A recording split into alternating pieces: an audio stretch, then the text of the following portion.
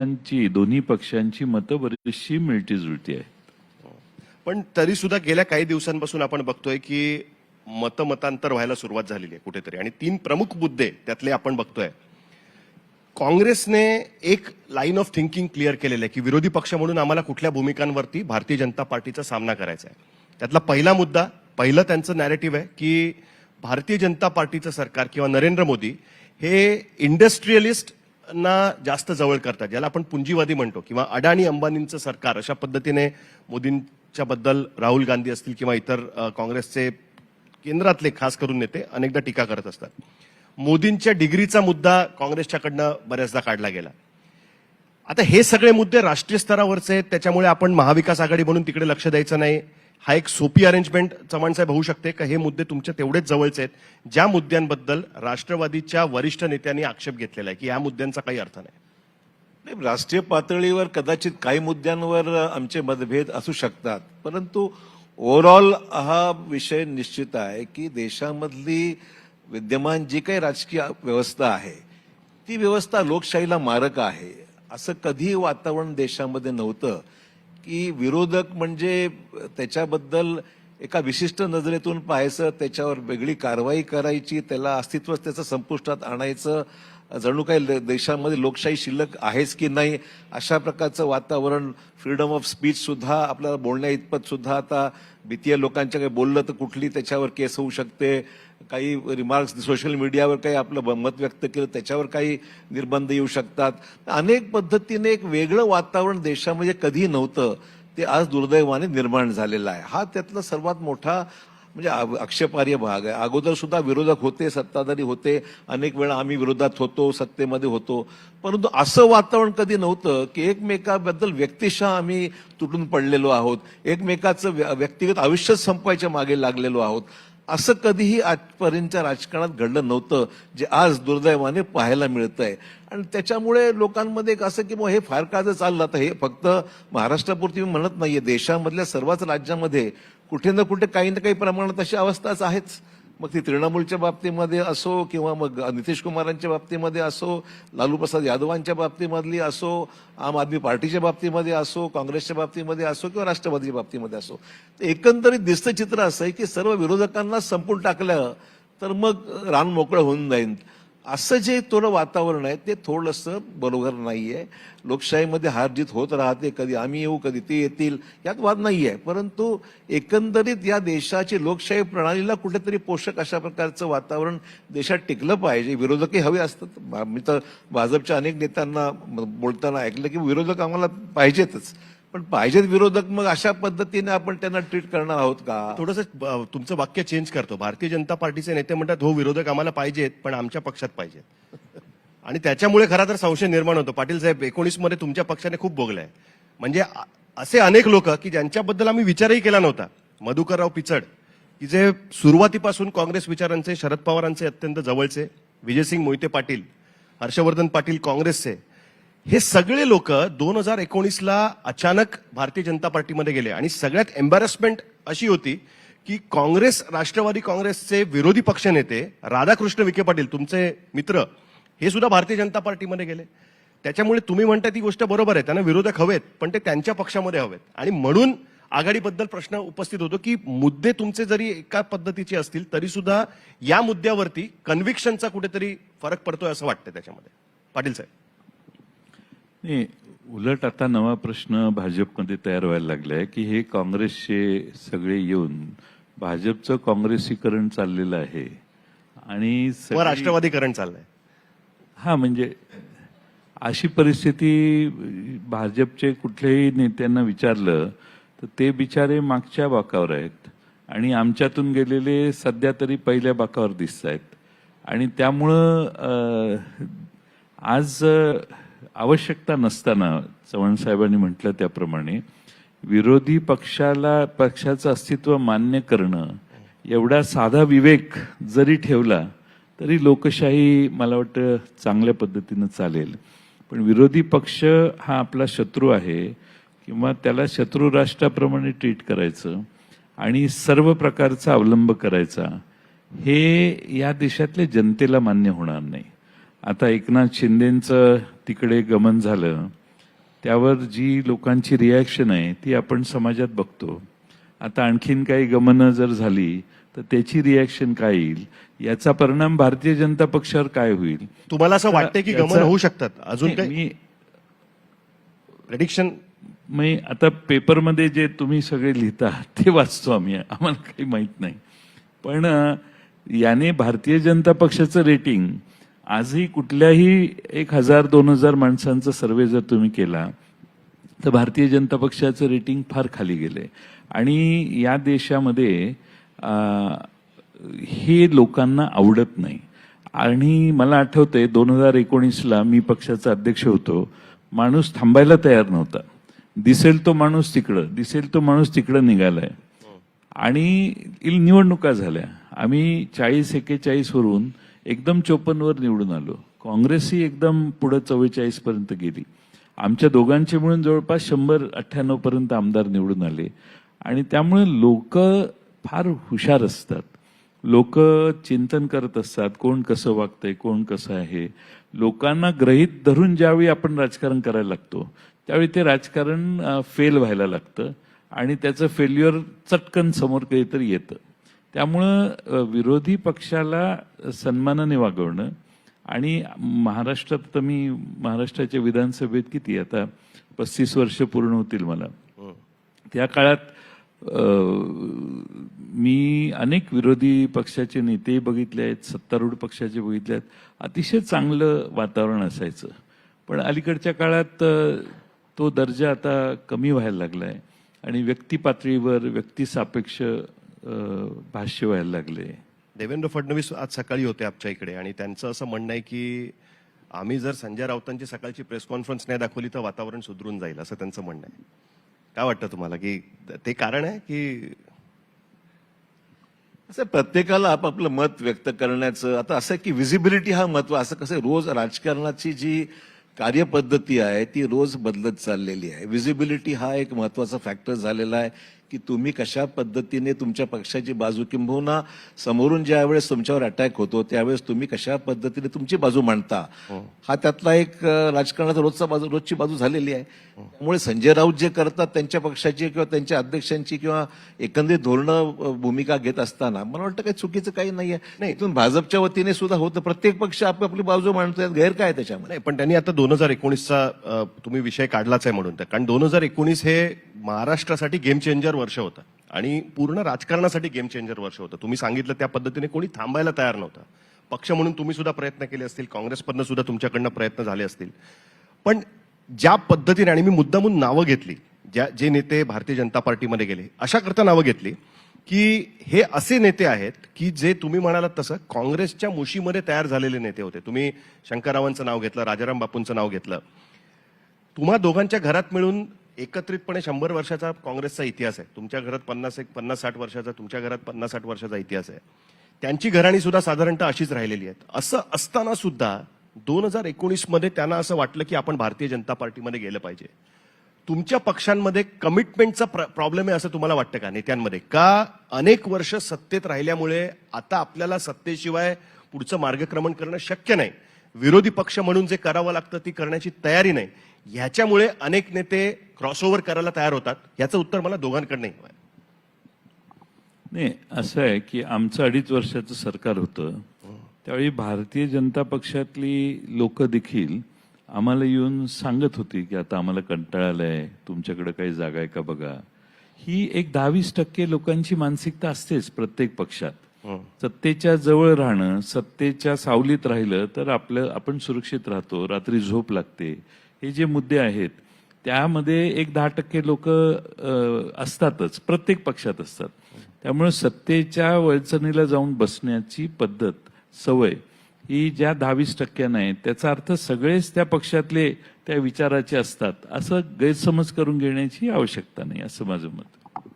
नाही, मी पुढे जाऊन थोडंसं याच्यामध्ये ऍड करतो. मुद्दा असा आहे की एकेकाळी काँग्रेसचं तिकीट मिळालं म्हणजे निवडून आलं असं समीकरण स्पष्ट होतं, कारण पॉप्युलॅरिटी किंवा जो ग्राफ होता काँग्रेसचा तो एवढा वर होता की इंदिरा गांधींच्या वेळेस, कारण त्यानंतरच्या राजीव गांधीच्या कालावधीमध्ये जो कोणी पक्षाने तिकीट उमेदवारी दिली की तो माणूस बहुतेक सहज निवडून जायचा, असं एकंदरीत वातावरण होतं. आज कदाचित काही प्रमाणामध्ये भाजपच्या बाबतीमध्ये तसंच घडलंय. म्हणजे एक IPL मॅच सारखं झालेलं आहे की कुठे फक्त ऑप्शन शिल्लक राहिलं इथे, त्या ठिकाणी सहज निवडून जाणं शक्य आहे.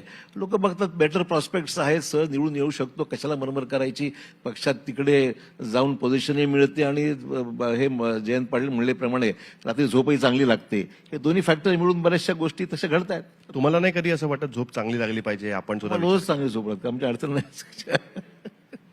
पण एक मुद्दा मला फार महत्वाचा वाटतो ह्याच्यामध्ये, आणि हे माझं स्वतःचं ऑब्झर्वेशन आहे, अशा करता ऑब्झर्वेशन आहे की खरं तर ह्याची सुरुवात म्हणजे जर मी असं म्हटलं पाटील साहेब की 2014 मध्ये काही कारण असतील, त्याच्यामध्ये पवार साहेबांचं राजकारण असेल. मुळात कसं आहे की शरद पवारांचं राजकारण म्हणजे त्या दिवशी व्हॉट्सअपवरती एक जोक फॉरवर्ड झाला होता.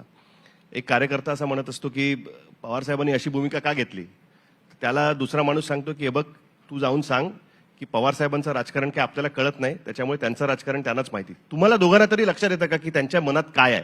तुम्ही अनेक वर्ष त्यांच्याबरोबर काम केलेलं आहे, जवळून काम केलेलं आहे, तुम्ही दोघांनीही काम केलेलं आहे, तुम्हाला तरी कळतं की त्यांच्या मनात काय. आणि याची सुरुवात कशीपासून झाली? 2014ला भारतीय जनता पार्टीला बाहेरनं पाठिंबा, भले तुम्ही सांगताय की अस्थिर सरकार नको म्हणून आम्ही पाठिंबा दिला.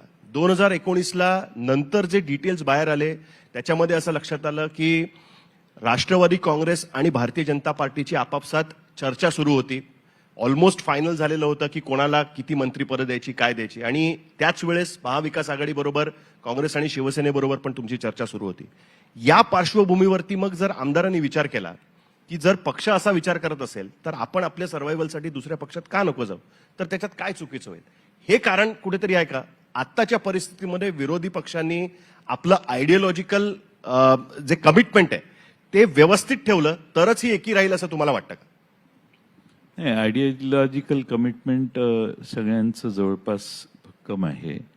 शेवटी असं आहे की संख्या एक 2019च्या म्हणजे 2000 पहिली निवडणूक जी 2014 नंतर झाली त्यावेळी आमची संख्या एवढी कमी होती की आम्हाला विरोधी पक्षात बसायचं माहीतच होतं. पण समोरच्या याच्यात शेवटी सरकारमध्ये काम करणाऱ्या लोकांच्या बाबतीत काही विधानं जर केली तर त्याची काही इनरंट आपले इनडायरेक्टली काही बेनिफिट होतील. तसे ते दोघं कधी सत्तेत असताना देखील दोघांचे मतभेद कायम राहिले. आणि आम्ही भारतीय जनता पक्षाला त्या काळात कधीच राष्ट्रवादीने आज जाऊन सरकारशी अलायन्स करणं, पाठिंबा देणं असं कधी झालं नाही. 19ला निवडणुका झाल्यानंतर पुन्हा संख्या मर्यादित होती. आमच्याकडे 54 होते, काँग्रेसकडे 44 होते. त्यामुळं गणित एकत्रित करण्यासाठी सगळेच सामान्यपणाने सर्वसामान्य लोक बेरीज करत होते. शिवसेना, काँग्रेस, राष्ट्रवादी मेजॉरिटी होते, सरकार करा, हे सामान्य माणसांचं गणित होतं. शेवटी केलं पवार साहेबांनी. शेवटी त्याच्या पडद्या आड त्यांच्याशी कोण बोललं, कोण त्यांच्याशी अप्रोच झालं, त्याप्रमाणे कदाचित काही मला काहीच माहित नव्हतं हे अप्रोच चालू आहे. मला कधीच माहित नव्हतं.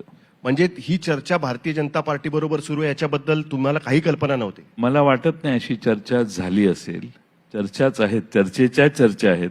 पण मी अध्यक्ष आहे, अध्यक्ष म्हणून मला याची कधी चर्चा, कल्पना किंवा सुतराम चर्चा देखील पवार साहेबांनी माझ्याबरोबर कधी केलेली नाही. पण पाटील साहेब, महत्वाची गोष्ट अशी आहे ह्याच्यामध्ये की जी बाहेर माहिती अशी येते की राष्ट्रवादी काँग्रेसमध्ये 2 गट होते. एका गटाचं म्हणणं होतं की प्रॅक्टिकली भारतीय जनता पार्टी बरोबर आपण सरकार बनवलं तर ते स्थिर सरकार असेल, आपलं जुळून येईल त्यांच्यामध्ये, आपण नॅचरल अलाईज वेगळ्या पद्धतीने आहोत, म्हणजे आपण ऍडमिनिस्ट्रेटिव्हली त्यांच्याबरोबर ऍडजस्ट करून घेऊ शकतो. एक दुसरा गट आहे तो असं म्हणत होता, ज्याच्यामध्ये कदाचित तुम्ही असाल, कारण तुम्ही म्हणताय की तुम्हाला काही माहित नव्हतं. त्यांचं म्हणणं होतं की नाही, आपली आयडियोलॉजिकल कमिटमेंट दुसऱ्या बाजूला आहे, आपण त्यांच्याबरोबर नाही गेलं पाहिजे. अशा पद्धतीचे 2 वेगवेगळे मतप्रवाह हे राष्ट्रवादी काँग्रेसमध्ये होते का? ते कमी अधिक प्रमाणात असे विचार मांडणारी लोक असतात. शेवटी फायनल निर्णय काय होतो याला जास्त राजकारणात महत्व आहे. आणि शरद पवार साहेबांनी आपली ती कमिटमेंट जी आहे काँग्रेस बरोबर, शिवसेनेबरोबर, ती पूर्ण केली. आणि शेवटपर्यंत महाविकास आघाडीच्या सरकारमध्ये, उद्धव ठाकरेंच्या नेतृत्वाखालच्या सरकारमध्ये आमच्या पक्षाने पूर्ण त्यांना साथ दिली. आजही आम्ही त्यांच्याबरोबर आहोत. त्यामुळं मागे चर्चा काही लोक असतात, मी मगाशी सांगितलं तसं, वेगळे विचार हे पक्षात व्यक्त होत असतात, होत नाहीत असं म्हणणं चुकीचं आहे. पण त्याला किपिंग द ऑप्शन ओपन म्हणतात बऱ्याचदा, की तुम्ही दोन्ही ऑप्शन्स ओपन ठेवता. पक्षाने ओपन नाही ठेवलेले, पण लोकांना असं वाटतं की हे असं केलं तर जास्त सोयीचं होईल असं वाटणारं. शेवटी ही डेमोक्रेसी आहे. पक्षातल्या काही लोकांना वेगळे विचार मांडणं, शेवटी अंतिम निर्णय काय झाला याला जास्त महत्व आहे. आता तुम्ही अगदी भारतीय जनता पक्षातल्या आमदारांना जरी विचारलं तर त्यांचे चॉईस वेगळे असू शकतात. फायनल निर्णय काय होतो याला कोणत्याही पक्षात महत्व असते. पण सर, ह्याच्यामध्ये आमदारांचा प्रश्न येत नाही. एखाद्या आमदाराने हे मत मांडलं असतं तर आपण समजू शकतो. पण अजित पवार, प्रफुल्ल पटेल, त्यांना ज्यावेळेस असं वाटतं की नाही, practically it's better to go with the BJP. त्यांनी आतापर्यंत असं कधी जाहीरपणे पवार साहेबांनी याच्याबद्दल सांगितलेलं आहे की माझ्याकडे काही जण आले, अजित पवार म्हणाले की मुलाखतीत सांगितलेलं आहे, त्यांनी ऑन रेकॉर्ड मुलाखतीत सांगितलेलं आहे. आम्ही त्यांना म्हटलं की ठीक आहे, बघा, बोला त्यांच्याशी. असं करून पवार साहेबांनी त्यांना परवानगी दिली होती. देवेंद्र फडणवीसांनी खुलासा केलाय की शरद पवारांना माहिती होतं, त्यावेळेसच अजित पवार आमच्याशी चर्चा करत होते, त्याच्यामुळे आम्हाला वाटत होतं की शरद पवारांचा पूर्ण त्याला पाठिंबा आहे. स्वतः शरद पवार म्हणाले की मी जाऊन नंतर मोदींना सांगितलं की आपलं काही जमू शकत नाही, म्हणून मी मगाशी म्हटलं हा फॅक्टर अत्यंत महत्वाचा आहे. हे जे शेवटचा मुद्दा आहे, जमू शकत नाही, याला जास्त महत्व आहे. मध्ये चर्चा ह्या होतच असतात. सगळेच शेवटी सरकार फॉर्मेशनच्या वेळी प्रत्येकजण आपला पक्ष सरकारमध्ये असावा अशा प्रयत्नात असतं. तसं भारतीय जनता पक्ष त्यावेळी प्रयत्नात होतं. त्यांना त्यावेळी शेवटी मागच्या विधानसभेकडे बघितलं तर बऱ्याचशा जागा शिवसेनेच्या भारतीय जनता पक्षाने बंडखोरी केल्यामुळे पराभूत झाल्या बऱ्याच त्यांच्या कार्यकर्त्यांनी. त्यामुळे त्यांच्यात मतभेद झालेच होते आणि त्या मतभेदात त्या दोन्ही पक्षात शिवसेना आमच्या जवळच आहे म्हणून काँग्रेस हा वेगळ्या विचाराचा पक्ष होता. म्हणजे काँग्रेस तर पूर्णच वेगळी भूमिका त्यांची होती. पण त्यांनी देखील महाराष्ट्रात हे सोयीचं आणि आवश्यक आहे आणि भारतीय जनता पक्षाला विरोध करण्यासाठी आपण तिघं एकत्रित आलं पाहिजे ह्याच्यावर एकमत झालं आणि त्यानंतर हे सरकार स्थापन झालं. याला महत्व आहे. मध्ये कोण काय म्हटलं, कोण काय नाही, याला मला वाटत नाही की फार महत्व आहे. फायनली आमचे नेते शरद पवार साहेब यांनी काय निर्णय घेतला याला जास्त महत्व आहे. नाही, पण त्याच्यामुळे कसं होतं ना की आता काँग्रेसचे आता ज्या पद्धतीने शार्प रिॲक्शन आलेली आहे, खास करून पवार साहेबांनी ज्यावेळेस अडाणींच्या बद्दल आपलं मत व्यक्त केलं. चव्हाण साहेब, मला तुमच्याकडनं प्रतिक्रिया हवी त्याच्याबद्दल. त्या मुद्द्याकडे आपल्याला परत जायचं आहे. कारण असं आहे, जोपर्यंत हे मुद्दे क्लिअर होत नाहीत तोपर्यंत महाविकास आघाडीमध्ये एकसंधपणा दिसून येणार नाही आणि त्याच्यामध्ये तुमच्या दोघांचं भूमिका फार महत्वाची असणार आहे. अत्यंत स्ट्रॉंग अशा पद्धतीची रिॲक्शन काँग्रेसकडनं त्यांच्या विधानाबद्दल आली. दुसऱ्या बाजूला प्रत्येक मुद्द्यावरती आपण बघतोय की अजित पवार हे भूमिका मांडताना म्हणतात की डिग्रीचा मुद्दा गैरलागू आहे, अडाणी अंबानीचा मुद्दा गैरलागू आहे. ज्या पद्धतीने उद्धव ठाकरेंनी देवेंद्र फडणवीसांवर टीका केली ती पद्धत चुकीची आहे. या सगळ्या मुद्द्यांवरनं काँग्रेस मध्ये कुठेतरी थोडंसं वातावरण असं आहे की हे का असं स्टेटमेंट देत आहेत. त्या दिवशी अजित पवार म्हणाले की नाना पटोलेंच्यामुळे ही बिघाडी होतीये सगळ्या या पद्धतीची. काँग्रेस या सगळ्या दृष्टीकडे कशा पद्धतीने बघते? Can you trust Rashtravadi Congress पूर्णपणे, का तुम्ही त्यातल्या काही नेत्यांवरती तुमचा विश्वास जास्त आहे? नाही, तसं एकमेकांच्या बद्दल विश्वासाची भावना आहे. काही मुद्द्यांवर निश्चितच बऱ्याचशा वेळेस मतभेद होतात, मी नाकारत नाही. पण जेपीसीचा मुद्दा जो आपण स्पेसिफिकली मगाशी उल्लेख केला, आपल्याला कल्पना की राष्ट्रीय स्तरावर ज्यावेळेस हा सर्व विरोधकांनी एकत्र येऊन हा निर्णय घेतला की जेपीसी स्थापन झाली पाहिजे आणि या अदानींच्या संबंधातील जो काही व्यवहार झालेला आहे त्या बाबतीमध्ये फार गंभीर रिपरकेशन्स आहेत आणि म्हणून त्याच्या बाबतीमध्ये सखोल चौकशी जेपीसी करण्याबाबत हा त्यातला पर्याय चांगला आहे. कारण शेवटी लोकनियुक्त म्हणजे लोकप्रतिनिधींच्या मार्फत होणारी चौकशी, एक तर सुप्रीम कोर्ट मॉनिटर्ड कमिटी हा वेगळा भाग आहे. परंतु जेपीसी झाली तर पार्लमेंटमधले निवडून आलेल्या लोकांच्या माध्यमातून जेपीसी फॉर्म होईल आणि त्यातून मग ही चौकशी ओपन चर्चा होईल. ओपन चर्चा होईल आणि मग बरेचसे मुद्दे त्या ठिकाणी स्पष्ट होईल. हे त्यातली भूमिका. जेपीसी फॉर्म करायची पहिली वेळ नाही. देशामध्ये जेपीसी मनमोहन सिंग साहेबांच्या वेळेस झाली, अटल बिहारी वाजपेयींच्या वेळेस झाली, राजीव गांधींच्या वेळेस अनेक वेळा जेपीसी झाल्या. त्यामुळे देशामध्ये 8-10 उदाहरणं आहेत की ज्यावेळेस जेपीसी फॉर्म झाले आणि त्यातून मग जे काही निष्कर्ष आले असतील त्यात पुढे काय झाला भाग वेगळा. त्यामुळे जेपीसी फॉर्म होणं ही काँग्रेस आणि सर्वच विरोधी पक्षांची ती भूमिका होती. पवार साहेबांचं एक मत त्यानंतर वेगळं आफ्टर थॉट कदाचित असावा की जेपीसी मधून जास्ती भरणं हा सत्ताधारी पक्षाचाच होणार आहे आणि त्यामुळे त्यातून निष्पन्न काय होईल यात त्यांची साशंक होते. त्यांच्या पद्धतीत त्याचं व्यक्तिगत मत असणं स्वाभाविक. अनुभवी ज्येष्ठ नेते आहेत, त्या तक्रार आमची नाहीये. परंतु ज्यावेळेस एक युनायटेड ऑपोजिशन म्हणून ज्यावेळेस हा निर्णय होतो त्यावेळेस काही वेगळे जर फाटे फुटले त्याला, तर त्यातून मग ही शंका घ्यायला वाव मिळते की असं का घडावं. पण हा काही मेजर विषय नाहीये. मला वाटतं विषय पवार साहेबांनंतर सांगितले, बघ सर्वांचं या मुद्द्यावर ऑपोजिशनची युनिटी कायम ठेवण्यामध्ये जर याच्या माझ्या वक्तव्याचा काय अडचण येत असेल तर मी त्याच्यामध्ये रिट्रॅक्ट व्हायला तयार आहे. पवार साहेबांनी स्पष्ट सांगितलं आहे. त्यामुळे मला वाटतंय की टाइम अँड अगेन असे मुद्दे येतात, चर्चा होते आणि त्यातून मग मार्ग निघत जातो. पण याचा अर्थ आम्ही एकमेकांच्या विरोधात आहोत किंबहुना आमचं जमणारच नाही असं काही नाहीये. ब्रॉडली एक कन्सेन्सस आहे की देशामध्ये पुढच्या होणाऱ्या जनरल इलेक्शन्समध्ये देशातली सर्व, आता काल आपण पाहिलं की मग ते नितीश कुमार भेटले. नितीश कुमार आहे, तेजस्वी यादव आहेत, राष्ट्रीय स्तरावर आता मला वाटतं नितीश कुमारांकडे जबाबदारी बरीचशी सोपवली आहे. इतर लाईक माइंडेड पार्टीशी त्यांनी बोलावं. तर मला वाटतं राष्ट्रीय स्तरावर सुद्धा एकमत होतं आणि महाराष्ट्रामध्ये फारसं काय अडसर आहे असं मला वाटत नाहीये. नाना पटोले सुद्धा ठीक असं आहे की प्रत्येक पक्षाला आपलं अस्तित्व, आपले विचार, आपली भूमिका वेळोवेळी मांडावी लागते, पण त्याचा अर्थ फार एक्स्ट्रीम पोझिशन्स आम्ही घेतलेल्या आहेत असं म्हणायचं कारण नाही. हे कारण कसं आहे ना की आता पुन्हा एकदा महाराष्ट्रात चर्चा सुरू झाली आणि तुमच्याही कानावर आलेली असेलच ती चर्चा की भारतीय जनता पार्टीचा प्लॅन बी रेडी आहे. उद्या जर सुप्रीम कोर्टाच्या हिअरिंगमध्ये काही झालं, त्यांच्या निर्णयामध्ये काही वेगळ्या पद्धतीचा निर्णय आला, काही डिस्क्वालिफिकेशन झालं किंवा इतर काही झालं, तर आपल्याकडे प्लॅन बी रेडी आहे. राष्ट्रवादीमधनं काही जण येऊ शकतात, काँग्रेसमधनं काही जण येऊ शकतात आणि ज्या पद्धतीची स्टेटमेंट सुरू होतात त्याच्यानंतर पुन्हा एकदा ही चर्चा मोठ्या प्रमाणात सुरू होते. तुम्ही दोघं जण आपल्या पक्षाचं नेतृत्व करताना ही ग्वाही देऊ शकता का की आमच्या पक्षातनं कोणीही अशा पद्धतीने जाणार नाही आणि आमची भूमिका या बाबतीत अत्यंत स्पष्ट आहे की कुठल्याही परिस्थितीत आम्ही भारतीय जनता पार्टी आणि शिवसेना बरोबर जाऊन सरकार बनवणार, म्हणजे एकनाथ शिंदेची शिवसेना. असं आहे की हायपोथेटिकल क्वेश्चन्सवर आज काही बोलण्यात तसा अर्थ नाहीये. शेवटी वास्तव काय घडतंय, कारण आपण पाहिलं, आम्हालाही शॉक बसला मागच्या वेळी ज्यावेळेस अचानक सकाळी शपथ दुसरा सुरू झाला तर आम्हाला आश्चर्य वाटलं. तुम्ही कुठे होता त्या दिवशी सकाळी? मुंबईत जयंतरावांना मी पहिला फोन लावला. म्हटलं हे काय चाललंय, शपथविधी आपला पक्षाचा चालू कोणा चाललाय? ते म्हणलं आपला नाही, हा त्यांचा सुरू आहे. त्यामुळे असे प्रसंग अचानक काही घडलेले आम्ही पाहिलेले आहेत. त्यामुळे असं काही, पण मुद्दा एवढा स्पेसिफिक आहे की एक हायपोथेटिकल सिच्युएशन मध्ये काय घडू शकतं याच्यावर आज काही बोलणं उचित नाहीये असं मला स्पष्ट म्हणणं आहे. म्हणजे तुम्हालाही शॉक बसला, त्यांना जसा शॉक बसला तसं सकाळी तो शपथविधी बघून त्यांनी आताच सांगितलं हो, की हो. तुम्हाला फोन. मला माहित, एक टीव्हीवरच दिसायला लागलं मला. मी उद्धव ठाकरेंनीच मला फोन केला. मी फोन घेतला, ते म्हटले झाला का शपथविधी? म्हटलं कुणाचा?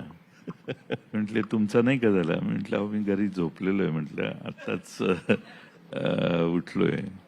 त्यामुळे शॉक, आश्चर्य होतं, पण ठीक आहे, त्याला काय अशा गोष्टी होत असतात. याचा पुढचा शॉक आम्हाला तेव्हा बसला ज्या वेळेस अजित पवार पुन्हा उपमुख्यमंत्री झाले त्याच तुमच्याच सरकारमध्ये. हे कसं काय शक्य झालं? म्हणजे ह्याचं काही तुम्ही कधी उत्तर शोधण्याचा प्रयत्न केला तुम्ही दोघांनी? आमचा प्रश्न उद्भवत नाही त्यांना जास्त माहिती. तुमचं पण सरकार आहे शेवटी. काय कल्पना नाही. ते सगळ्या प्रश्नांची उत्तरं शोधायची नसतात. पण काही प्रश्न अनुत्तरित ठेवल्यामुळे पुढे जाऊन अधिक प्रश्न निर्माण होतात. ही गोष्ट सुद्धा राजकारणात तेवढीच खरी आहे. शेवटी जेवढा शॉक 2019 मध्ये बसला की तो सकाळचा शपथविधी तर कोणी विसरणं शक्य नाही, तेवढाच शॉक लोकांना तेव्हा बसला ज्यावेळेस ते पुन्हा उपमुख्यमंत्री म्हणून सरकारमध्ये आले. त्याच्यानंतरचं वातावरण कसं होतं की तुम्ही एकमेकांवरती विश्वास ठेवू शकत कसं आहे होता? की ते आमच्या पक्षाचे ज्येष्ठ नेते आहेत, काम करण्याचा त्यांना अनुभव आहे आणि अग्रेसिव्ह आहेत. त्यामुळं आमच्या पक्षाला त्यांची गरज आहेच आणि त्यामुळं त्या ठिकाणी सर्वांनी मिळून एक महिन्यानंतर ज्यावेळी शपथविधी झाला त्यावेळी त्यांच्याशी, तेही पुन्हा पक्षात आलेले आहेत, बाकीचे सगळे त्यांच्या मनात सगळ्यांनी बसून सगळ्या शंकांचं निरसन केलं आणि मग त्यांना उपमुख्यमंत्री. काय त्यांनी सांगितलं तुम्हाला की का जाऊन त्यांनी शपथविधी केला होता? काही कारण सांगितलं असेल, कारण त्यावेळेस तो ओपन चर्चा झाली. काही कारण सांगितलं? मी मगाशी सांगितलं, सगळ्या प्रश्नांची उत्तर हुडकायची नसतात. बरं, ठीक. सगळ्या प्रश्नांना प्रश्न विचारायचे नसतात. आपण पुढे जाऊया, कारण त्यांनी शेवटी काय सांगितलं हे सांगण्याची काय आवश्यकता नाही, पण आम्ही सगळ्यांनी एकत्रित मिळून तो निर्णय घेतला. पवार साहेबांनी निर्णय घेतला आणि त्यांना आमच्या सगळ्यांच्या वतीनं उपमुख्यमंत्री म्हणून त्यांना हे केलं. ठीक आहे. पण महाविकास आघाडीचं सरकार स्थापन झाल्यानंतर, कारण आता तुमची वज्रमूठ सभा सुरू झालेल्या आहेत, आता पहिली सभा झालेली आहे, त्याच्यानंतर दुसरी सभा होणार आहे. काही ठरलंय कोण नेतृत्व करणार आहे? कारण त्या संभाजीनगरच्या सभेमध्ये आम्हाला दिसत होतं की उद्धव ठाकरेंसाठी स्पेशल खुर्ची होती आणि काय, म्हणजे ते नेतृत्व करतायत की कोण नेतृत्व करतायत? त्या भारत मातेचा एक तिकडे एक फोटो लावलेला होता, त्याला सगळ्यांनी हार घातले आणि ते सगळं हे सुरू झालं. हे पूर्वी कधी मी काँग्रेस एनसीपीच्या सभांमध्ये बघितलं नव्हतं. मला वाटतं विनाकारण याच्यावर गैरसमज निर्माण केला जातो. तुम्ही क्लॅरिफाय करू शकता, म्हणजे नाही ते करत. दिसलं त्याच्यावरनं आपण हा प्रश्न सांगतो. विचारतो. एक तर उद्धवजींना पाठीचा त्रास आहे, त्यांना ते मध्यंतरी त्यांना जो त्रास झाला आणि त्यांचं ऑपरेशन झालं, मणक्याचं वगैरे बरेच प्रॉब्लेम झाले होते. त्यानंतर त्यांना बसण्यामध्ये त्रास होता म्हणून एक विशिष्ट प्रकारची खुर्ची त्यांना बसायला लागते आणि त्यामुळे ती एक लाकडाची खुर्ची ठेवतात, ज्याच्यामुळे त्यांना बॅकरेस्ट करायला सोयीचं जावं. एवढाच विषय आहे, बाकी त्यात काही फार विशिष्ट खुर्ची त्यांना ठेवली असं काहीच नाही, एवढंच गैरसमज. दुसरी गोष्ट म्हणजे संभाजीनगरची जी सभा जी होती, ती सभा शिवसेनेने पुढाकार घेऊन आयोजित केली होती आणि त्यामुळे आपण ते आमचे तत्कालीन म्हणजे इमिजिएट मुख्यमंत्री राहिलेले होते आणि त्यामुळे त्यांच्याबद्दल आदर आहे, मान सन्मान आहे, एका पक्षाचे नेते आहेत आणि त्यामुळे तसं काही त्यांना वेगळं स्थान दिलं गेलं किंवा वेगळं महत्व असं काही विशेष नाही. तिन्ही पक्षाचे नेते त्या कार्यक्रमाला उपस्थित होते आणि संयुक्त सभा होती. त्यामुळे हा जो गैरसमज पसरवला जात आहे की त्यांचं वेगळं स्थान निर्माण करून काही वेगळं मत, असा त्यातला काही भाग नाही आहे आणि कारण नसताना हे तिन्ही पक्षामध्ये काहीतरी निर्माण व्हावाचा प्रयत्न असावा, पण त्यात काही तथ्य नाही. आम्ही सर्वजण एकत्र आहोत आणि उद्धवजींचा आणि पवार साहेबांचा विषय असतो, राहुलजी सोनियाजींचा विषय असतो, काँग्रेस तिघही मिळून एक परफेक्ट अंडरस्टँडिंग आहे. मला त्यात काही फारसं त्यात तथ्य दिसत नाही. मग तुम्ही कॉमन मिनिमम प्रोग्राम पाटील साहेब काही करायचा प्रयत्न सुरू केलाय का जयंतराव, की हे मुद्दे वादाचे आहेत, ही गोष्ट आता स्पष्ट झाली आहे. सावरकरांचा मुद्दा काँग्रेस आणि शिवसेनेचा वाद आहे, अडाणींचा मुद्दा असेल राष्ट्रवादी काँग्रेस आणि काँग्रेसचा वाद होऊ शकतो, इतर अनेक मुद्दे आहेत त्या पद्धतीने. तर महाराष्ट्रासाठी काही वेगळा प्रोग्राम असेल का, ज्या पद्धतीने देशामध्ये मगाशी ज्या पद्धतीने चव्हाण साहेब म्हणाले की नितीश कुमार, तेजस्वी यादव, काँग्रेस अशी एक महाआघाडी तयार व्हायचा प्रयत्न होतोय, त्याच्या पलीकडेही महाविकास आघाडीचं एक काही सूत्र असणार आहे, काही कॉमन मिनिमम प्रोग्राम त्या दृष्टीने तयार करायचा प्रयत्न सुरू झालाय का तुमचा? नाही, आमचं सरकार आलं त्याच वेळी आम्ही कॉमन मिनिमम प्रोग्राम एकत्रित बसून तिन्ही पक्षांनी ठरवलेला आहे. त्याच प्रोग्रामवरती जायचं ठरलंय. ती आमची त्यावेळेपासूनची भूमिका आहे आणि हे जे तत्कालीन मुद्दे तयार होतात हे काय आमचे मतभेद नाही आहेत. मतं प्रदर्शित केल्यानंतर त्याच्यावर चव्हाण साहेबांनी आता सांगितलं की हे मतभेद होऊ शकत नाहीत. विचार प्रकट शेवटी वेगळे, तीन पक्ष वेगळे आहेत, त्यामुळे मतभिन्नता काही अंशी राहील, पण बहुतेक सगळ्या मुद्द्यांवर आमचं एकमत आहे. पण काही पुढची स्ट्रॅटेजी काही ठरते तुमची, कारण शेवटी अॅरिथमॅटिक तुमच्या बाजूने दिसतंय. मगाशी मी त्याचा उल्लेख केला होता की आमच्या मूड ऑफ द नेशनच्या सर्व्हेमध्ये असं दिसत होतं की जर तीन पक्ष एकत्र आले, शिवसेना, उद्धव बाळासाहेब ठाकरे, काँग्रेस आणि एनसीपी, तर महाराष्ट्रामध्ये त्यांचं मतांची टक्केवारी साधारणतः 45% जाऊ शकते. जानेवारीतला आमचा सर्व्हे होता. पण ते अॅरिथमॅटिक जमिनीवरती उतरवण्यासाठी तुमच्यामधलं कॉर्डिनेशन फार महत्वाचं राहील, जे तुम्हाला कसबाच्या पोटनिवडणुकीत बघायला मिळालं, पण ते तुम्हाला चिंचवडच्या पोटनिवडणुकीत बघायला नाही मिळालं. विधान परिषदेच्या निवडणुकीमध्ये तुम्हाला यश मिळालं, पण उमेदवार फायनल करताना जी काही गडबड झाली ती तुम्ही बघितली. त्याच्यामुळे अॅरिथमॅटिक जरी बाजूला असेल तरी ते जमिनीवर उतरवण्यासाठी दोन्ही पक्षांकडनं काय प्रयत्न चाललेत? कारण सध्या शिवसेना स्वतःच्या अस्तित्वाची लढाई लढते. महाविकास आघाडी एकत्र ठेवण्याची जबाबदारी शेवटी तुम्ही दोघं आता मोठे पक्ष आहात महाविकास आघाडीमधले. राष्ट्रवादी काँग्रेस नंबर 1चा पक्ष आहे त्या आघाडीमध्ये. त्या दृष्टीने काही प्रयत्न सुरू झालेले आहेत? आपण अतिशय एक महत्वाचा मुद्दा या ठिकाणी उपस्थित केला की मागचं जे अरिथमेटिक आपण जर पाहिलं तर मतांच्या टक्केवारीमध्ये 50% जास्त मतदार हे भाजपच्या विरोधामध्ये आहे. हे स्पष्टच आहे. देशामध्ये कमी जास्त प्रमाणामध्ये तो पर्सेंटेज व्हेरी होत असेल, पण एक मेजर चंक एवढाच आहे की तो डिवायडेड आहे आणि त्यामुळे ते डिव्हिजन देशामध्ये किंबहुना महाराष्ट्रापुरती बोलायचं झालं ते डिव्हिजन महाराष्ट्रात होता कामा नये आणि जो ऑपोजिशन डिवायडेड आहे तो युनायटेड करण्याच्या बाबतीत हा सर्वात मोठं चॅलेंज आहे आणि ते आम्ही व्यवस्थितपणे हाताळत आहोत. हा त्यातला पहिला मुद्दा आहे. महाराष्ट्रामध्ये काँग्रेसला मानणारा विशिष्ट पॉकेट्स महाराष्ट्रात काही मतदारसंघ आहेत, राष्ट्रवादीला मानणारा वर्ग महाराष्ट्रात मोठ्यापैकी आणि शिवसेनेला उद्धवजी ठाकरे यांना मानणारा वर्ग महाराष्ट्रामध्ये. तर हे गणित जे आहे, अरिथमेटिक आहे, ही जी केमिस्ट्री आहे ती केमिस्ट्री योग्य पद्धतीने साध्य करता आली पाहिजे आणि म्हणून त्या तिन्ही पक्षातलं आणि मग काही मित्रपक्ष सोबत आले तर मग हे गणित महाराष्ट्रामध्ये चांगल्या प्रकारे जुळवता येईल, ही आमची आजवरचा अनुभव असाच आहे. आणि त्यामुळे मला खात्री आहे की जागेचं वाटप करत असताना अलायन्स ज्या वेळेस फॉर्मेशन सगळ्यात क्रुशल मुद्दा आहे, कारण शेवटी विधानसभेसाठी जागा वाटप हा सगळ्यात महत्वाचा मुद्दा आहे. विधानसभा आणि लोकसभा दोन्ही जागेच्या वाटपासंदर्भामध्ये ज्या ठिकाणी राष्ट्रवादी स्ट्रॉंग होल्ड आहे त्या ठिकाणी राष्ट्रवादीलाच जागा दिली पाहिजे. आपण कसब्याची निवडणूक पाहिली की शिवसेनेने साथ दिली, राष्ट्रवादीने साथ दिली आणि कसब्याची निवडून आम्ही सीट काढली. ती पारंपरिक बीजेपीची सीट ती काँग्रेसने त्या निवडून आणली. कदाचित पिंपरी चिंचवडमध्ये ते थोडंसं गणित चुकलं, कारण की निर्णय घेण्यामध्ये कदाचित काही निर्णय चुकले असावे असं माझा अंदाज आहे. जयंतराव सांगू शकतो त्याच्यामध्ये. परंतु सर्वसाधारणपणे जागेचं वाटप आणि योग्य उमेदवार हे कॉम्बिनेशन जर व्यवस्थित जमलं तर मला खात्री आहे की जे डिवायडेड वोट आहे ते आपण एकत्रित आणू शकू आणि महाराष्ट्रामध्ये निश्चित आम्हाला सत्ता परिवर्तन करण्याला निश्चित फायदा होईल त्याचा. नाही, सगळ्यात ट्रिकी मुद्दा हा आहे. शेवटी जागांचं वाटप तुम्ही कसं करणार, तिसरा उमेदवार कसा उभा राहू देणार, प्रकाश आंबेडकरांचं काय करणार. शेवटी महाविकास आघाडी 3 पक्षांची जरी असेल तरी सुद्धा इतर फॅक्टर महाराष्ट्रामध्ये महत्वाचे आहेत. 19 मध्ये तुम्ही बघितलं की प्रकाश आंबेडकर आणि MIM यांची युती होती आणि त्यांनी बऱ्यापैकी राष्ट्रवादी काँग्रेस आणि काँग्रेसला धक्का त्यावेळेस दिलेला होता. त्या पार्श्वभूमीवरती हे कॉम्बिनेशन वर्कआउट व्हावं, सीट शेअरिंग त्या पद्धतीने व्हावं, या दृष्टीने तुमचा काही प्रयत्न असणार आहे का जयंतराव? आणि खास करून आता तुम्ही नंबर 1चा पक्ष झालेलात, त्या दृष्टीने तुमची जबाबदारी त्याबद्दल वाढते. आम्ही तिन्ही पक्षांनी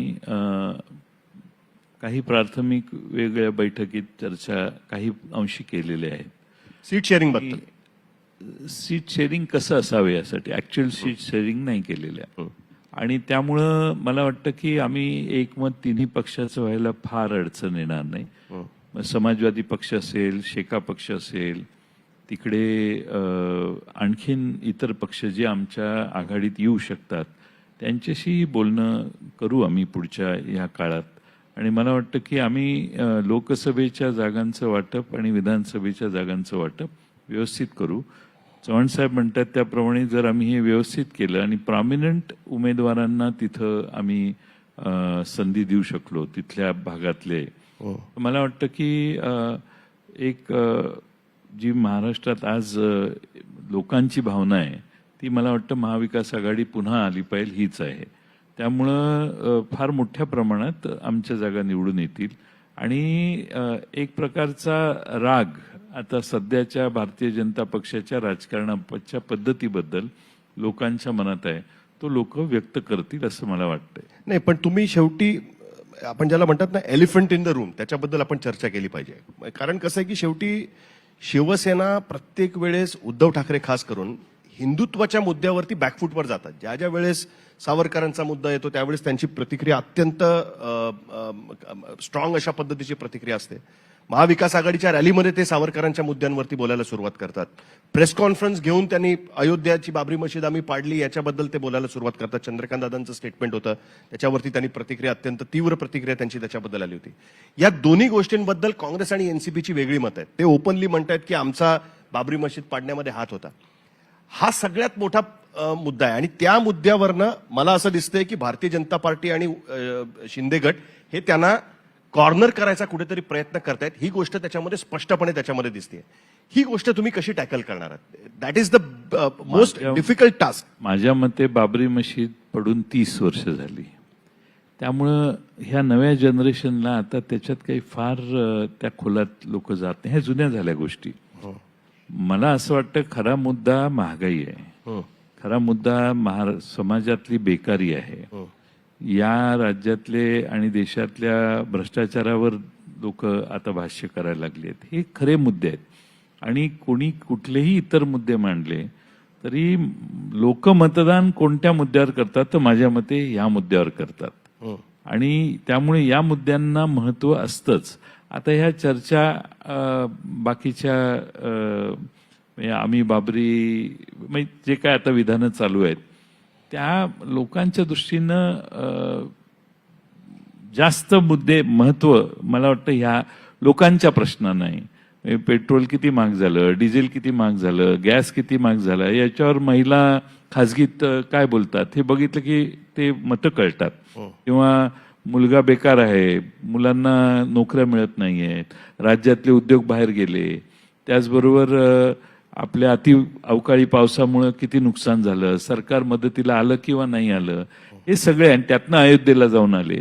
हे मुद्दे लोकांच्या मनात राहतात आणि त्याच्यावर लोक मतप्रदर्शन करतील पण असं कसं मला आहे ना, वाटतं. शेवटी एक वेगळ्या पद्धतीचं राजकारण महाराष्ट्रात सुरू झालं. आता मी आज सकाळी देवेंद्र फडणवीसांना बजेटबद्दल विचारलं होतं आणि त्यांच्या स्कीम्स ज्या आहेत की ज्याच्यावरनं 19 मध्ये ज्याला आपण म्हणतो वेलफेअर इकॉनॉमिक्स, तुम्ही अर्थमंत्री राहिलेलात अनेक वर्ष, डायरेक्ट ट्रान्सफर स्कीम्सचा डायरेक्ट फरक पडतो मतदारांवरती आणि त्यांनी शेतकऱ्यांची ते 6,000 रुपये केंद्राची स्कीम आहे ती त्यांनी महाराष्ट्रात सुरू केलेली आहे. मुलींना डायरेक्ट ट्रान्सफरने पैसे द्यायची पद्धत सुरू केलेली आहे.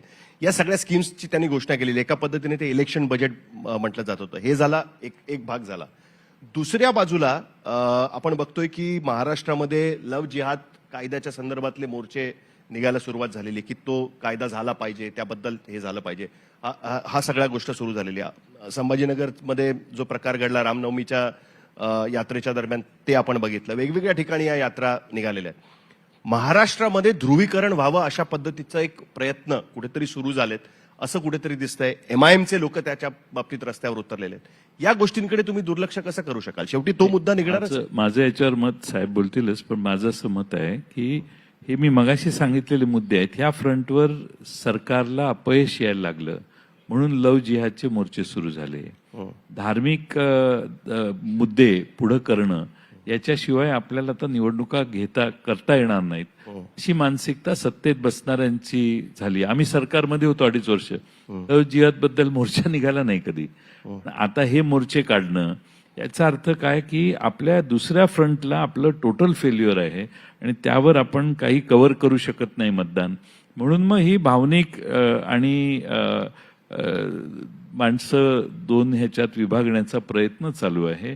पण मला असं वाटतं की हिंदुत्व हे सगळे मुद्दे याच्या पलीकडं लोक गेलेत. आता आपण बोलतो त्यावेळी एक ह्यातले समोरच्या मधले 20-30% लोक मोबाईलमध्ये बघतायत. त्यांचं लक्ष ह्याच्यात नसतं. कंटिन्युअस त्यांचं पुढचं काय. त्यामुळे ह्या सगळ्या गोष्टींच्या पेक्षा मुलं, नवीन पिढी फार मॉडर्न झालेली आहे. आमचं काय याला आता जास्त महत्व आहे आणि आमच्या महाविकास आघाडीची ती प्रायोरिटी आहे. चव्हाण साहेब, देशामध्ये एक वेगळं नॅरेटिव्ह सेट करण्याचा प्रयत्न होतोय निवडणुकीच्या तोंडावर. तर तुम्ही मगाशी म्हणालात की देवेंद्रजींनी उल्लेख केला की बजेटमध्ये एवढे लाख कोटी रुपये ठेवण्यात आलेले आहेत आणि DTPच्या डायरेक्ट ट्रान्सफरच्या माध्यमातून हे पैसे बेनिफिशरीजला देण्याच्या बाबतीमध्ये त्यांनी काही नवीन निर्णय घेतलेले आहेत. मला फक्त एवढंच विचारायचं आहे, द्यायला पैसे आहेत कुठे?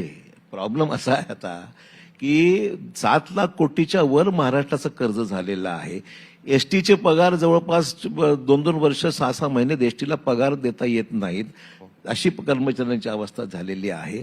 फायनान्शियली एवढी वाईट अवस्था आहे की प्रायोरिटाईज केल्याशिवाय हे सगळं धोरण काही जमणार नाहीये. आणि म्हणून आता या मूळ मुद्द्या म्हणजे महागाई, बेरोजगारी असे ज्वलंत प्रश्न, महाराष्ट्राचं इन्फ्लेशन हे सगळे लक्षात घेत असताना वेगळा नॅरेटिव्ह ज्याला पैसेच लागत नाहीत. म्हणजे आता मला सांगा, केंद्रामध्ये भाजपचं सरकार, राज्यामध्ये BJP आणि एकनाथ शिंदे साहेबांचं सरकार, हे सरकार असताना हिंदुत्वाच्या रक्षणार्थ या ठिकाणी मोर्चे निघतायत. लॉजिक काय आहे? सरकार तुमचं आहे ना. मुद्दा असा आहे की हिंदुत्वाचं रक्षण करायचं असेल तर मग तुम्हाला काय स्टेप सरकारच्या तुम्ही घेऊ शकता, मोर्चे काढायची काय गरज आहे? तर हा एकीकडे प्रयोग होतो आहे. पोलरायझेशन, आता रामनवमी आपण दरवर्षी सेलिब्रेट करतोच, पण यावर्षी रामनवमी आगळी वेगळीच होती. निवडणूक आल्यासारखी चिन्ह होती. जर निवडणुकीला पाहिलं की रामनवमी जोरात होते, हनुमान जयंती जोरात होते. मुद्दा आपला एवढाच आहे की या सगळ्या निवडणुकीसाठी केलेले हे सगळे कार्यक्रम आहेत का? कोणाची तक्रार, जयंती, उत्सव, दिवाळी, दसरा, ईद, कोणाची तक्रार नाहीच आहे. पण ज्या पद्धतीने हे सुरू आहे त्या ठिकाणी दोन्हीकडे एकदम एक्स्ट्रीम पोझिशन घेऊन एक वेगळा नॅरेटिव्ह हिंदू मुस्लिम सेट करून वाद निर्माण करून दंगली घडल्या तर मग देशामधलं वातावरण वेगळं निर्माण होईल. अशा प्रकारचा नॅरेटिव्ह सेट करण्याचा उद्योग सध्या सर्वत्र सुरू आहे, अनेक राज्यात सुरू आहे. त्यामुळे मला वाटते की मूळ भूमिका, मूळ जे विषय आहेत त्याला बगल देऊन बाकीचेच कार्यक्रम सुरू करायचे, का त्याला पैसेच लागत नाहीत. त्यामुळे आता तुम्ही एवढे अनाउन्समेंट्स केले आहेत. महाराष्ट्राचं बजेट कितीचं, अनाउन्समेंट कितीच्या, हिशोब जर ताळमेळचा काढला, जयेंद्र सांगू शकतो मला, हा हिशोब बसू शकत नाही, अशी अवस्था आहे सगळी. उद्धव ठाकरेंमध्ये काही बदल झालाय मुख्यमंत्री आणि आता पदावरनं उतरल्यानंतर? कारण मला एवढं माहिती आहे की मुख्यमंत्री असताना अनेक खटके त्या बाबतीत निघालेले होते की त्यांच्या काम करण्याची पद्धतीच्या बाबतीमध्ये काही फरक पडलाय असं वाटतं तुम्हाला? कारण शेवटी त्यांचं अवेलेबिलिटी, त्यांचं नेतृत्व हे फार महत्वाचं असणार आहे महाविकास आघाडीसाठी. अवेलेबल असतात आणि चर्चाही करतात. आता अवेलेबल असतात. मला काही अडचण वाटत नाही कम्युनिकेशन बद्दल. हं. पण मगाचा जो विषय होता की 40% कट बजेटला लावण्याचं 30 किंवा 40% अशामध्ये वेगवेगळ्या डिपार्टमेंटला कट लावावा लागला. हं. बजेट 16,000 कोटी रुपयाचं रेव्हेन्यू डिफिसिटचं बजेट मांडण्यात आलं. हं. फिस्कल तूट जी आहे ती 95,000 कोटी म्हणतायत. बाय द इयर एंड 1,00,000 कोटीची होईल ती. पण ती 15%च आहे. त्यामुळे त्यांचं म्हणणं आहे की परमिसिबल लिमिटच्या आतमध्ये आहे, आपण करू शकतो. आता जे बजेटमध्ये घोषणा केल्या आहेत त्या आणखीन 1,00,000 1,25,000 कोटीच्या आहेत हं. की ज्या बजेटमध्ये प्रोव्हिजन नाही, नुसत्याच घोषणा आहेत. हं. आणि त्यामुळं बऱ्याच मोठ्या घोषणा झाल्या आहेत पण त्याला निधी नाही अशी अवस्था बऱ्याच ठिकाणी आहे. ठीक आहे, मला जाता जाता एक प्रश्न विचारायचा, कारण शेवटी विरोधी पक्ष हा विधानसभेमध्ये कसा परफॉर्मन्स करतो ह्याच्यावरती बऱ्याचशा गोष्टी अवलंबून असतात आणि त्याचा फटका तुमच्या सरकारला फार जबरदस्त बसलेला आहे. स्वतः देवेंद्र फडणवीस विरोधी पक्षनेते होते तेव्हा आणि यापूर्वी ज्यावेळेस एकनाथ खडसे विरोधी पक्षनेते होते आणि देवेंद्र फडणवीस आणि इतर लोक तुमच्या सरकारवरती वेगवेगळ्या गोष्टींवरनं आरोप करत होते त्यावेळेस. विधानसभेतल्या विरोधी पक्षाच्या परफॉर्मन्स बद्दल तुमचं काय म्हणणं आहे? कारण तिकडे विरोधी पक्ष नेत्याची भूमिका अत्यंत महत्वाची ठरते. विरोधी पक्षनेता जर अग्रेसिव्ह असेल तर कुठल्याही सरकारला जेरीस आणू शकतो आणि महाविकास आघाडीसाठी पुढचं 1 वर्ष 2 अधिवेशनं अजून होणार आहेत, कमीत कमी 2 ते 3 अधिवेशनं होतील विधानसभा निवडणुका येईपर्यंत. विरोधी पक्षनेता म्हणून जे काम असेल ते तुमच्या दृष्टीने किती महत्वाचं वाटतं? तुम्ही दोघं जण अनेक वर्ष विधानसभेमध्ये आहात. Are you satisfied the way विरोधी पक्ष विधानसभेमध्ये परफॉर्म करतायत की तुम्हाला अजून आक्रमक होण्याची गरज आहे असं तुम्हाला वाटतं? मला दोघांकडनंही याच्याबद्दल उत्तर हवं. मला वाटतं त्याला स्कोप फॉर इम्प्रूव्हमेंट जरूर आहे, स्पेस आहे, बरंचसं करण्यासारखं आहे.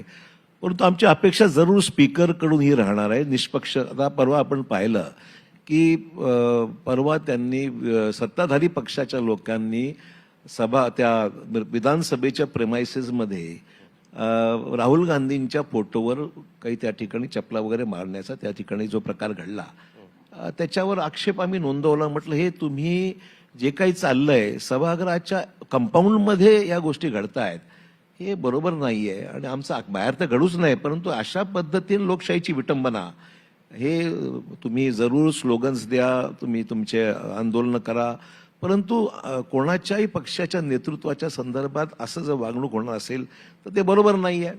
तर मग स्पीकरशी आमची चर्चा झाली, आम्ही त्यांना विनंती केली, म्हटलं ह्या गोष्टी सभागृहात जे झालं, सभागृहात आरडाओरड झाला, खूप त्याच्यावर चर्चा झाली. मग स्पीकर म्हणाले की बाबा आम्हाला दोन्हीकडून तुमचे लोक स्लोगन देत होते अमुक्याच्या व्यतिरिक्त. तर म्हटलं बघ ठीक आहे. तर आम्ही त्यांना म्हणालो की दोघांवर ऍक्शन घ्या, मग आमच्यावरही घ्या त्यांच्यावरही घ्या, आम्ही असं काही केलेलं नाही आहे. परंतु मग शेवटी तो निर्णय झालाच नाही. आम्ही शेवटच्या दिवशी पण वाट पाहिली बघ काय स्पीकर काय ते निर्णय घेतील, पण दुर्दैवाने तो निर्णय झाला नाही. त्याच्यामध्ये आमचं म्हणणं एवढंच आहे की स्पीकरचा रोल, एकदा स्पीकर कुठल्याही असो पक्षाचा असो, once he occupies the chair त्याची जबाबदारी वेगळी होऊन जाते. आणि म्हणून आमचं म्हणणं एवढं आहे की तुम्ही म्हणल्या त्याप्रमाणे विरोधी पक्षीय नात्याने अनेक महत्वाच्या विषयावर आवाज उठवलेला आम्ही प्रयत्न करत आहोत. समोरच्याकडून दुर्दैवाने शासन रिस्पॉन्सिव्ह गव्हर्नमेंट म्हणून ज्याला म्हणू आपण काहीच नाही त्यावर. पण तुमचा दबाव पडत नाहीये तुम्हाला? तुम्ही परफॉर्मन्स बघितला असेल विरोधी पक्षाचा यापूर्वी, ज्या पद्धतीने 12 आमदारांना सस्पेंड केलं होतं, त्याच्यानंतर जो आक्रमक आवेश विरोधी पक्षाने घेतला होता, जयंतरावांना सस्पेंड केलं गेलं मागच्या अधिवेशनामध्ये, त्या पद्धतीचा आक्रमकपणा विरोधी पक्षाकडनं दिसत नाही. जयंतराव, काय वाटतं की विरोधी पक्षाने अजून आक्रमक झालं पाहिजे विधानसभेमध्ये? तुमचा परफॉर्मन्स विरोधी पक्ष म्हणून सुधारला पाहिजे असं तुम्हाला वाटतं? नाही, 2 महत्वाचे प्रश्न म्हणजे वेगवेगळ्या विषयांची चर्चा घडली पाहिजे. आणि यावेळच्या अधिवेशनामध्ये बऱ्याच विषयांची चर्चा झाली आणि बऱ्याच विधानसभेच्या सदस्यांना, परिषदेच्या सदस्यांना आपली मतं मांडता आली. आणि त्यामुळं विरोधी पक्षाने जे मुद्दे मांडणं आवश्यक होतं ते सगळे मुद्दे मांडले. भाषा प्रत्येकाची वेगळी असेल पण बहुतेक सगळे मुद्दे मांडण्याचं काम विरोधी पक्षाच्या मार्फत झालेलं आहे. You are satisfied? आणखीन प्रयत्न करून सुधारणा करता येतील आणि केल्या पाहिजेत, त्याबद्दल दुमत नाही आणि करू शकतो आपण, होईल हळूहळू.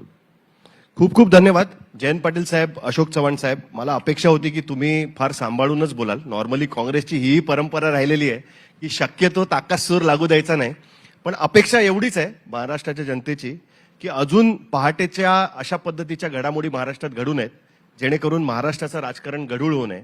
आणि त्यासाठी तुमच्यासारख्या नेत्यांनी सुद्धा विरोधी पक्षात प्रयत्न करावेत, एवढीच आपण अपेक्षा बाळगूया. पण आज तुम्ही मुंबई तकच्या या कार्यक्रमामध्ये आलात आणि विरोधी पक्षांची भूमिका, महाविकास आघाडीची भूमिका मांडली, त्याच्याबद्दल तुमच्या दोघांचे मनापासून आभार. Thank you so much. आपल्या दोन्ही अतिथींचं आभार व्यक्त करण्यासाठी मी मुंबई तकचे संपादक साहिल जोशी यांना विनंती करते.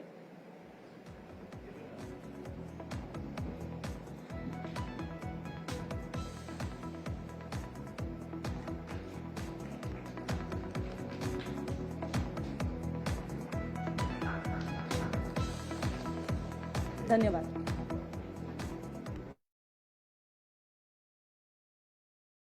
नो मिलावट, सीधा खेतों से आपके घर तक. मेरे फिटनेस का राज CSP फूड्स. ब्रह्मविद्येचा प्रकाश योग शिका. प्राथमिक अभ्यासक्रम 22 आठवडे. आठवड्यातून एकदा 1.5 तास. प्रवेशासाठी संपर्क 7601005555.